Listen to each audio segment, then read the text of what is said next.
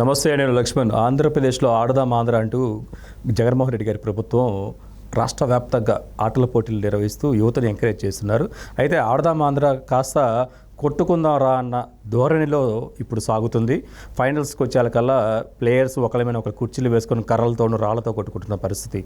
అసలు ఎందుకు ఈ క్రీడల్లో రాజకీయాలు ఎంటర్ అవుతున్నాయి, రాజకీయాలు ఎంటర్ అవటం వల్ల యువత ఏ విధంగా పెడదోవపడుతున్నారు అనేది ఇప్పుడు ఆడదాం ఆంధ్ర గ్రౌండ్ వేదికగా ఇప్పుడు మనకు అర్థమవుతుంది. ఇదే అంశంపైన మనతో మాట్లాడడానికి పొలిటికల్ క్రిటిక్ కిరణ్ కుమార్ ఉన్నారు. ఆయనతో మాట్లాడే ప్రయత్నం చేద్దాం. సార్ నమస్తే. నమస్తే సార్.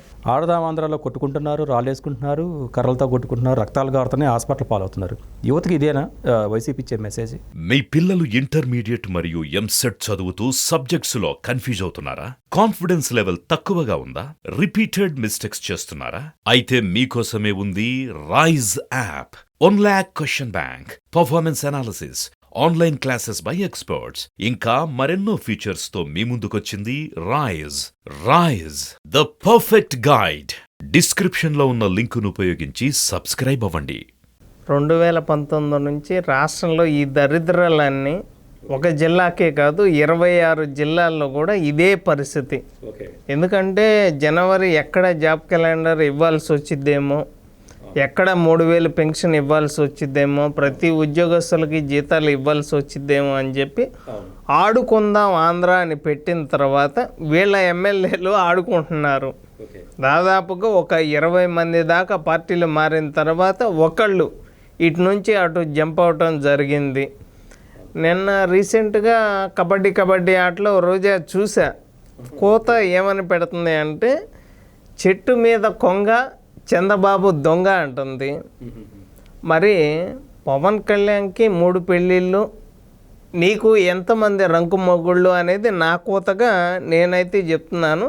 దీనికి నీ సమాధానం ఏంటి రోజా అని చెప్పి నేను కాదు, ప్రజలు కూడా కింద కామెంట్ల రూపంలో అడుగుతున్నారు. నువ్వైతే సమాధానం దీనికి చెప్పాలా?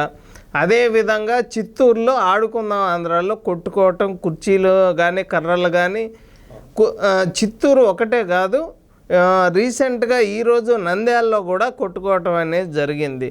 వీళ్ళంట ఆడుదాం ఆంధ్రాలో అంట బాగా క్రికెట్ ఆడే వాళ్ళని చెన్నై టీంలోను బాంబే టీంలోను తీసుకెళ్తాము. అసలు ఆంధ్రప్రదేశ్కి రాజధానే లేదురా అంటే ప్రతి స్టేట్కి ఒక ఐపీఎల్ టీం ఉంటే మాకు రాజధాని లేకుండా ఐపీఎల్ టీం అని చెప్పి ఆడుకుందాం ఆంధ్ర అని చెప్పి ఆంధ్రప్రదేశ్తో ఆడుకుంటున్నాడు. ఓకే, 5 కోట్ల మంది జీవితాలతో ఆడుకుంటున్నాడు. తల్లికి చెల్లికి అన్నం పెట్టలేనోడు అంగన్వాడీలకి జీతాలు ఇస్తాను అంటే నమ్మే పరిస్థితిలో లేదు. అంగన్వాడీలకి జీతాలు ఇస్తాను కానీ 2024 ఎలక్షన్లో మళ్ళీ నన్ను గెలిపిస్తే ఓకే ఈ విధంగా మాట్లాడుతున్నారు. ఆడదాం ఆంధ్ర అంటే ఇంకా మామూలుగా అతను కొట్టుకోవటం కానీ, మనుషులు చచ్చిపోతే ఇక నవ్వటం కానీ, ఎక్కడన్నా ట్రైన్ యాక్సిడెంట్లు జరిగితే హెలికాప్టర్లో వెళ్ళటం కానీ, పంట పొలాలు నష్టపోతే స్టేజీలు కట్టుకొని పొలంలోకి దెక్కుండా, అసలు ఆ చూపులకి ఎక్కడన్నా ఎవరన్నా చనిపోయినా కానీ, రీసెంట్గా ఇలా ఫ్రెండ్ యశోద హాస్పిటల్లో ఉన్నప్పుడు అందరూ కలిసి వచ్చిన తర్వాత హాస్పిటల్లో ఉన్నప్పుడు కలవకుండా ఇంటికి వెళ్ళి కలిసావు.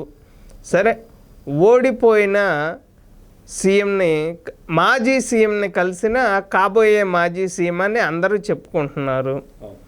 దీని గురించి రేవంత్ రెడ్డినేమో నోటికి వచ్చినట్టు మాట్లాడుతున్నారు. మరి అప్పుడు సాక్షులు మీరు పెట్టారుగా, అక్కడ రెడ్డి ఇక్కడ రెడ్డి అని చెప్పి మీరు నోటికి వచ్చినట్టు మాట్లాడుతున్నారు. మరి ఇప్పుడేమో ఇక వాడు కొడాలి నానిగాడు, ఆయనకంటే కేసీఆర్కి 20 ఇరిగింది, రేవంత్ రెడ్డికి 20 ఏమి ఇరగలేదుగా అని మాట్లాడుతున్నాడు. అరే, మీకు ఏదన్నా రోగం వస్తే 2019 నుంచి కరోనా వచ్చిన దగ్గర నుంచి ప్రతి ఒక్క ఎమ్మెల్యే కానీ వైఎస్ఆర్సీపీ వాళ్ళు మొత్తం హైదరాబాద్ రావటం, వైద్యం చేయించుకోవడం అనేది జరిగింది. నువ్వు ఇప్పుడు వచ్చి మాట్లాడతావా? ప్రతి ఒక్కడు మొన్న వైఎస్ రాజశేఖర రెడ్డి చనిపోయాడు అంటే దానికి కారణం సోనియా గాంధీ అని చెప్పి వీళ్ళు నోటికొచ్చినట్టు మాట్లాడడం జరిగింది.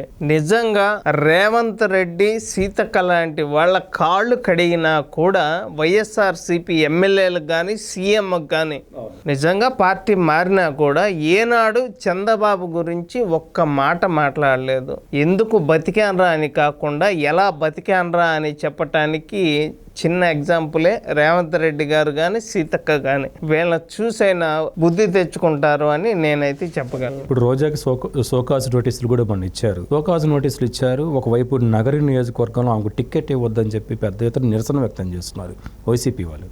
ఇంకా ఎందుకు రోజా ఎక్కడ తగ్గకుండా విపక్షాల మీద ఈ విధంగా దాడి జరుగుతూనే ఉంది?